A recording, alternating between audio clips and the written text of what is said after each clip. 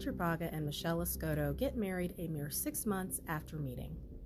On the surface, the beautiful and ambitious Wendy seems to have met her match in the handsome and equally determined Michele. But when Wendy is found brutally murdered 4 days after her wedding, stunning secrets about her bridegroom will come to light. Hello and welcome to The Dark Side of Love. I'm your host, Bianca Sloan, author of suspense novels about the dark side of love, and this week I'm putting a spotlight on the case I'm calling The Doomed and the Deadly.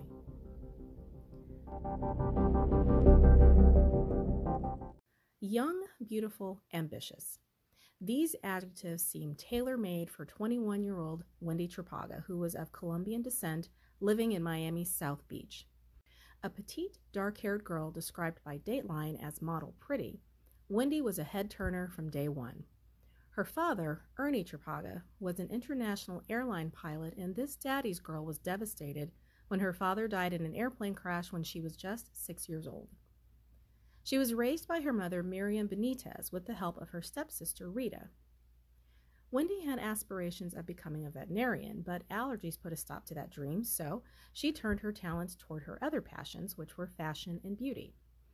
After a brief marriage, Wendy enrolled in La Belle Beauty Academy in Miami, and it was there that the church-going, somewhat sheltered Wendy meets the flashy, handsome, and older 31-year-old Michele Escoto. Michele was a self-taught web designer and computer instructor who, like Wendy, was looking for a career change. He was skilled at cutting hair and decided to enroll at La Belle to refine his technique and get licensed in order to take his skills and his career to the next level. There was an immediate spark between Michele and Wendy, and according to Michele's friend Ramon Santa Cruz, he told Dateline that the first time he met Wendy was on the back of Michele's fire engine red Ducati motorcycle, and that he had kind of wondered to himself, well, what did he do to get this girl?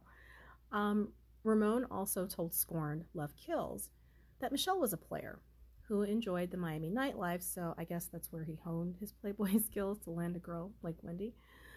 David Ovalle, who covered the crime beat for the Miami Herald, told Scorned that Michele claimed to have slept with over 300 women. Again, I guess that's where he's honing his skills. Wendy doesn't know any of this, of course. And when she meets the good-looking Michele, by all accounts, the two got pretty swept away with each other, embarking on an incredibly passionate affair. He is attracted to her vivaciousness and zest for life, and his charming demeanor is hard for her to resist.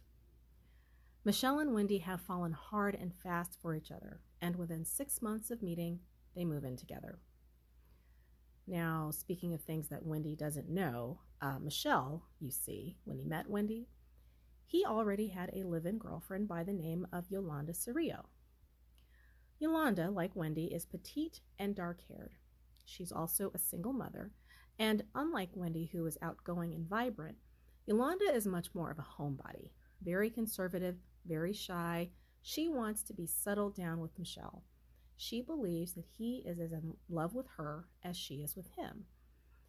David Ovalle told Scorned that Yolanda thinks Michele is, quote, a prince who had swept his way into her life.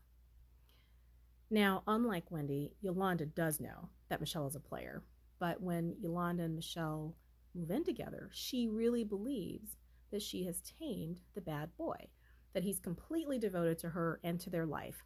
He is settling down with her and her daughter, and they're all going to have this happy little life together. Ramon, Michele's friend, was not as dazzled by Yolanda as he was with Wendy, telling Dateline he found her to be, quote, evasive, and that he didn't like her, saying, quote, she was never a good person to begin with, so clearly he is not a fan. Now, even though Yolanda was totally supportive of Michele going to cosmetology school, she does start to suspect that he's curling another woman's hair. She doesn't know the details. She doesn't know that he's having this hot and heavy affair with Wendy. But listen, she knows something's up because women always know. According to what Ramon told Scorned, by this point in Michele and Yolanda's relationship, she, meaning Yolanda, was like a roommate at times. There was no heat in the relationship. There was no passion. They were more like a partnership. They weren't really lovers. So when Michele tells Wendy he's leaving her, she is stunned. She is shook, completely shocked. She thought that they were on their way to wedded bliss, happily ever after, but no, they are not. He doesn't tell her that he's leaving her for Wendy, but again, Yolanda's a woman, and women always know, so she needs proof positive of what's going on. So to get that, she hacks into his voicemail, and she finds a message from Wendy about him needing to come home for something. And that's when Yolanda knows, without a doubt, that she has been ditched for another woman. She is heartbroken at the confirmation of her worst fears, and she starts psychodialing him, demanding answers, demanding to know why. Why did you do this? Why did you leave me? Finally, Michele agrees to meet with Yolanda at a local restaurant and tell her the truth. Yes, he is living with Wendy. And he and Wendy are getting married. And Wendy's pregnant. This is just a series of body blows for Yolanda. Married, having a baby. The younger, vivacious, sparkling Wendy is getting the life that Yolanda thought she was going to have with Michele, and she is devastated, understandably so.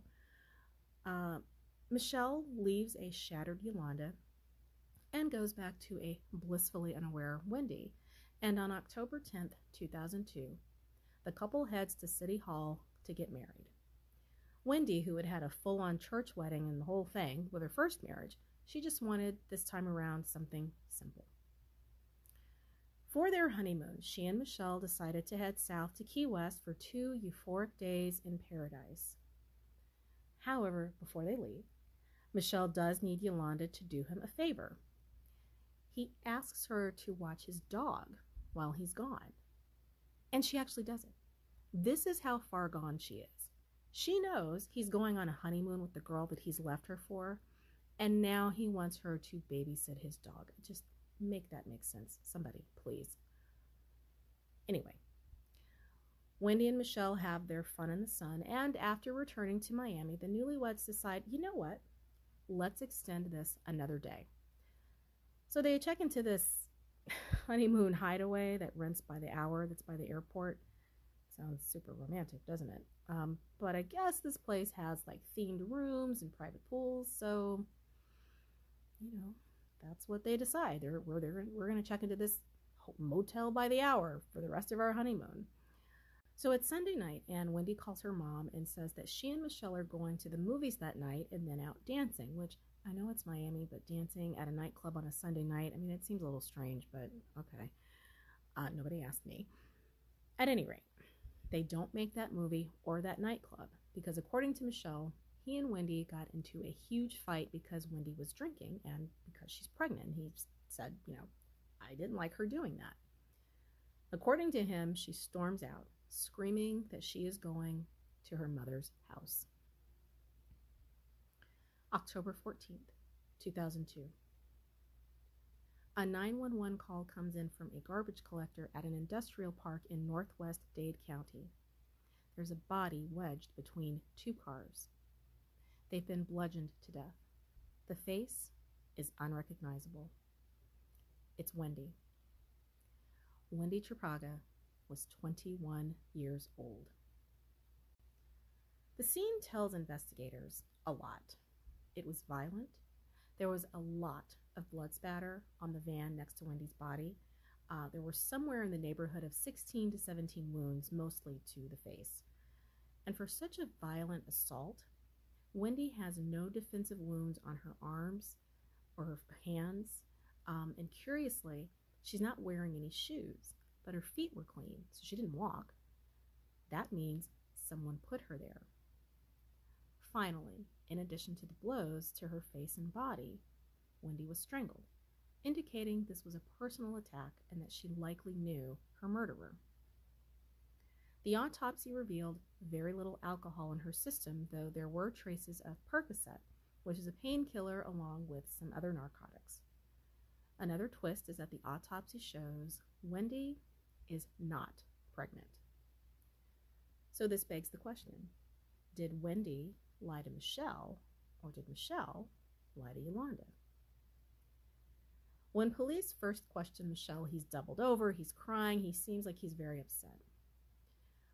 He goes through a 14-hour interrogation, and he tells police about the fight that he had with Wendy about her drinking.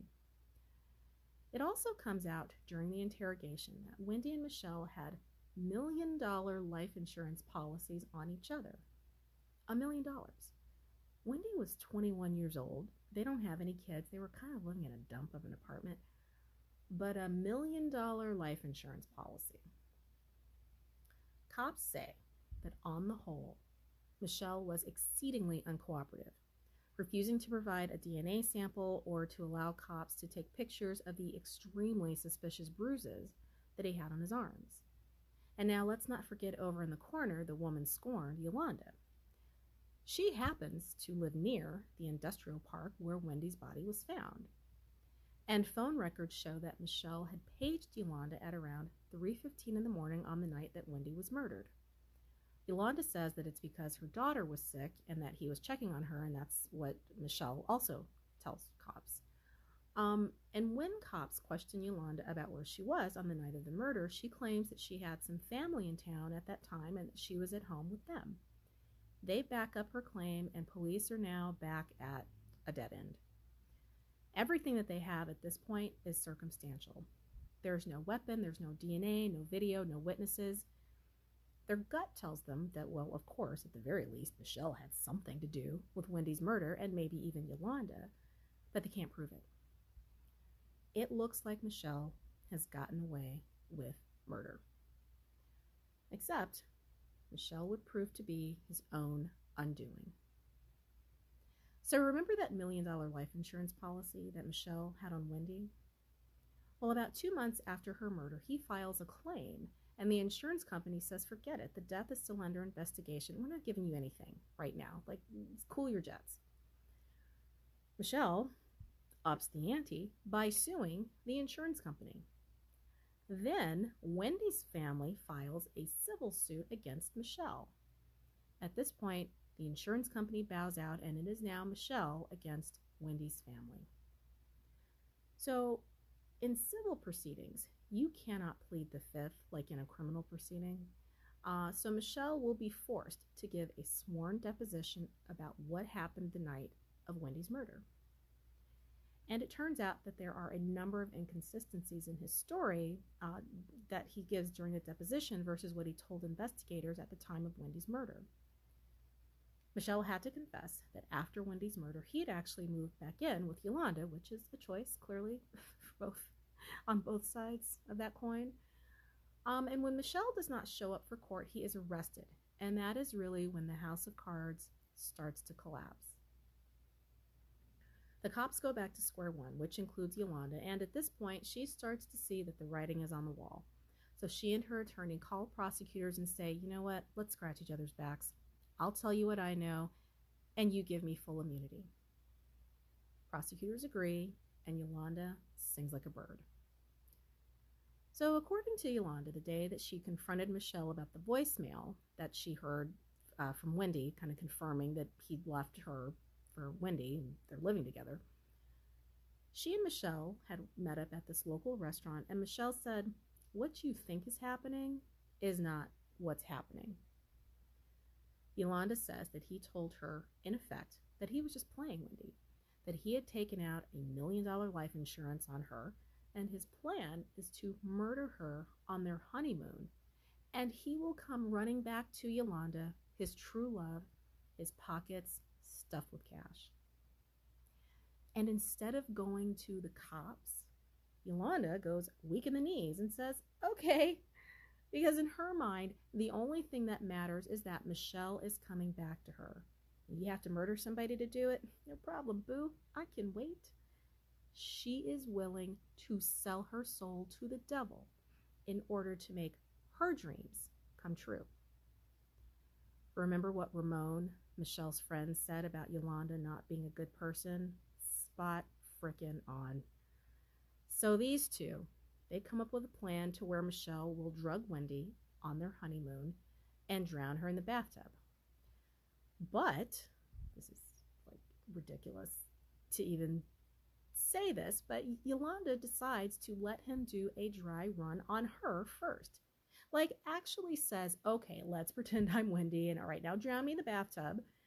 It doesn't work because according to Yolanda, there would be bruises on Wendy's body, so then it can't be an accidental drowning, like she drank too much and drowned in the tub.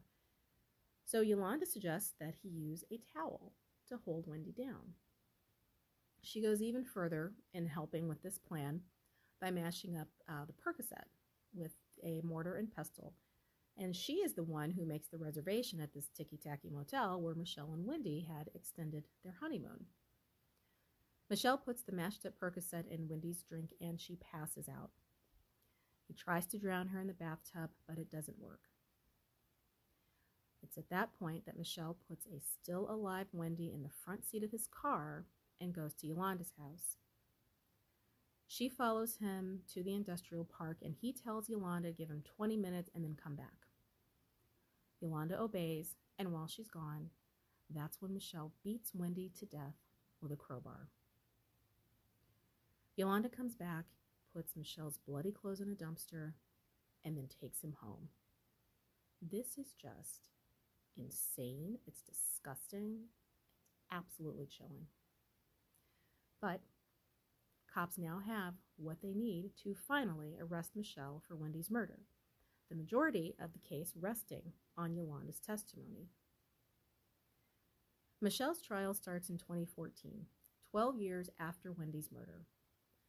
Michele decides to represent himself, and during the trial, it's revealed that Michelle's career plan was mooching off of women. That flashy red Ducati that he tooled around town on, from a girlfriend. His car, from a girlfriend. Another girlfriend testified that she gave him about $1,500 a month for, walking around money, I guess.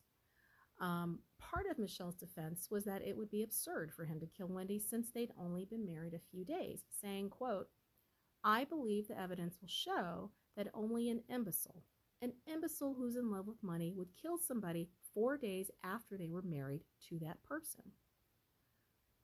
Well, yeah, except for the fact that Michele so obviously was used to surrounding himself with sugar mamas, and in the much younger, slightly naive Wendy, he thought he had found the ultimate mark. And it's scary and chilling to think about, who knows how many other women he would have married and taken out $1 million life insurance policies on. Michelle's trial lasted a month, and it took jurors just 2.5 hours to find Michele Escoto guilty of first-degree murder. He was given a sentence of life without parole. Wendy's family sued Yolanda for her part in Wendy's murder, eventually obtaining a $44 million judgment against her. Criminologist Dr. Casey Jordan told Scorned, quote, "Yolanda is absolutely culpable in Wendy's murder, but she's also a very pathetic figure in the end." Hashtag facts on that one. During the sentencing phase of Michelle's trial, Wendy's family was given the opportunity to make victim impact statements. Miriam, Wendy's mother, spoke through a translator and delivered a heartbreaking statement, saying in part, quote, "Sunday is Mother's Day. Many of you have daughters or sons and you will receive a kiss from them. I have to go to the cemetery to put flowers on my daughter's tomb." Not long after Michele received his life sentence, Miriam was diagnosed with cancer. She died in 2017 at the age of 69.